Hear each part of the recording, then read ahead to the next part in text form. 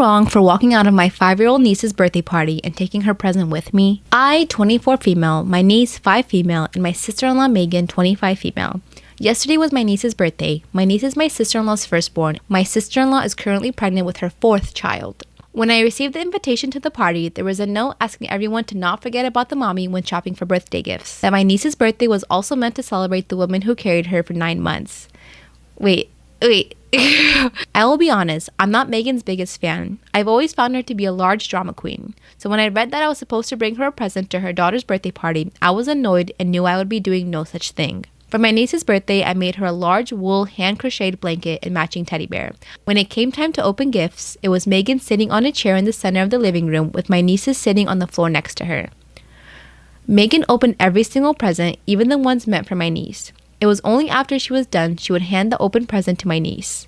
When it came time to open my present, I watched as Megan opened my gift, shoveled past the teddy bear and blanket, and proceeded to search for her gift. When Megan found no other present, she looked up and asked me if there was another present from me in the pile. I responded, no. Disappointed Megan took the blanket out of the box and proceeded to ask me questions like, where did you get such a cute blanket? And I hope you didn't break the bank with such an extravagant present. Her tone of voice came across as sincere, but the way she stared at me across the room definitely gave me a different impression. I responded to her questions by saying that I made the teddy bear and blanket myself and that it was no trouble for my little niece. Megan chuckles and asked me in front of the whole party if I had actually made the gifts. I responded, absolutely. Megan and I go back and forth in front of everyone for a minute, but Megan ends the conversation by saying I didn't actually make the gifts because I didn't collect the wool for the blanket or make the buttons on the bear myself. That for something to be handmade, you have to use only your hands from the start to finish, otherwise it doesn't count. After my mother-in-law pulled me aside, she was extremely upset with me for antagonizing Megan. No one in the family likes Megan, but my in-laws play nice because when they didn't, Megan and her husband moved halfway across the country. They just recently moved back to town. After my mother-in-law thoroughly lectured me on keeping the peace, she asked me to leave the party, go buy Megan a present, and to come back when I'm ready with an apology. Instead, I left the party and took my presents with me. All day today, I've been playing telephone with my friends and relatives of Megan, all of them accusing me of ruining my niece's birthday party. My intentions for taking the present was to rewrap the gift and give it to my niece one-on-one so she could actually open a birthday present. After her mom opened the present, she put it back in the box and back on the table. She didn't actually give the gift to my niece.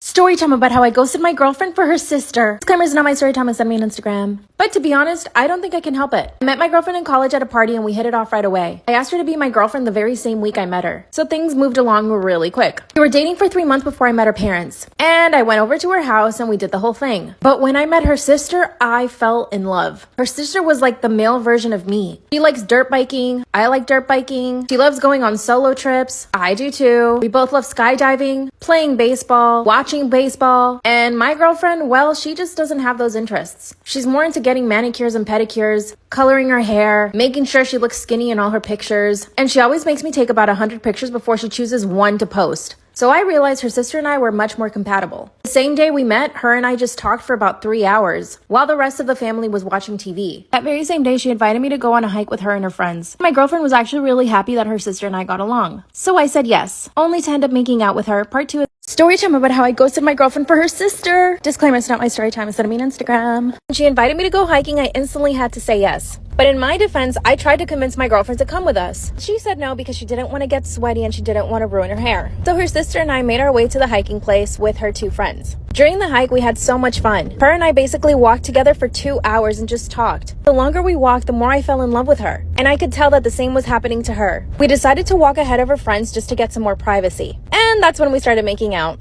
Then she instantly started to cry. She felt really bad for her sister. And I felt bad for her sister. But there was just nothing we could do about it. At least not then. When we got back to her parents' house, we decided not to talk about it or even talk to each other. My girlfriend and I went back to college and I didn't see her sister for another 2 weeks. She finally came over to visit and we decided to go to a house party. And this is when things get even more complicated. At the house party, my girlfriend decided to get really drunk. And she was being a brat. So her sister and I had to take care of her the whole night. When we finally took her back home after she was sick, her sister and I started making out again. Part 3 is up. Story time about how I ghosted my girlfriend for her sister. Disclaimer, it's not my story time, send me on Instagram. While my girlfriend was blackout drunk on her bed, her sister and I were making out in the kitchen. I know, I'm an evil man, but I just couldn't help it. That's when I realized that I had fallen in love with my girlfriend's sister over the last 2 weeks. I couldn't believe it myself. That's when I decided to tell her in the kitchen that I couldn't see her sister the same way anymore, and that I kind of wanted to be with her. She told me there was no way that could ever happen and that she would never do that to her sister. Yet she was still making out with her sister's boyfriend. I asked her to tell me how she felt about me, and she basically told me she felt the same way. So over the next few days, I made a decision. I decided to ghost my girlfriend. I didn't have the balls to tell her that I had fallen in love with her sister. I mean, can you blame me? Of course, my girlfriend went nuts trying to contact me, so I ended up blocking her number. She came over to my apartment, but I didn't answer the door. That's when I called her sister up and told her that I was single. But now she's rejecting me and doesn't want to be in a relationship with me. And I fell in love with her sister. Now I'm the one ending up alone. Should I get back with my girlfriend, or should I try to get with the sister? It was 2011. I was about to graduate. This guy named Jake had a crush on me all throughout high school, but it was very much he was a punk, she did ballet type vibes, so we all knew that it wouldn't work out. But then my friend told me that Jake told her that he was going to profess his love to me before graduation. And she said, you have to be super, super nice to him because he's way more sensitive than you would think. And when you reject him, you're going to crush him. I said, yeah, sure, I'll be super nice to him. Thanks for the heads up. But then 3 different teachers pulled me aside and told me the exact same thing. And now I'm stressed out because all these adults are expecting me to manage this young man's emotions. Especially stressed out because a few years earlier, this kid Eric asked me to go to homecoming. And I said, I'm so sorry, I can't go to homecoming with you because every year my family travels to California to help my aunt harvest her persimmons and her walnut orchard, which sounds insane, but it was true. And he told everybody, and that I lied to him, and people were like, it's real messed up what you did to Eric. And then my family canceled the trip to California, which made me a liar. So I didn't go to homecoming. I just went to drop off all my friends and lied flat on the bottom of the minivan so nobody would know that I was still in town. I was so freaked out that I started hiding from Jake. Like on the last day of school, he saw me from down the hallway and was like, hey, and I was like, hey man. And then I ran up the stairs with my friend, hid under the desk of the basketball coach / history teacher. And then we heard footsteps and we were like, Cade has found us. It wasn't Cade. It was just Coach. And we said, hey, Coach. And he said, what are you girls doing under my desk? And I said, there's a boy who's going to tell me that he's in love with me, and I'm scared. Coach said, listen, Cade, you just got to be honest with this guy. Just tell him you don't like him. Sure, it'll hurt for a little while, but he'll be fine. Who is it anyway? And I said, Cade. And Coach went, Cade, he's so sensitive. He's going to be crushed. Stand at my desk for as long as you need.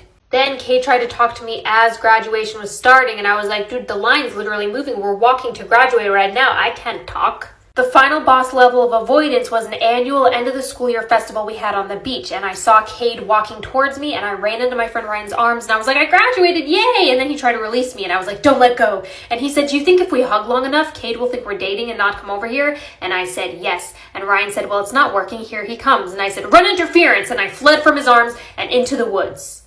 Cade followed me into the woods. I couldn't see him behind me because the trails were all twisty, but I could hear his footsteps pounding behind me. So I exited the woods into a parking lot, and I saw a truck. The cover was on, the flappy thing was down, and I dove into the back of the truck. There were just a bunch of kids from my high school hanging out in the back of the truck, and they let me stay with them. And I watched as Jake came out of the woods, looked around confused, and then walked back to the festival.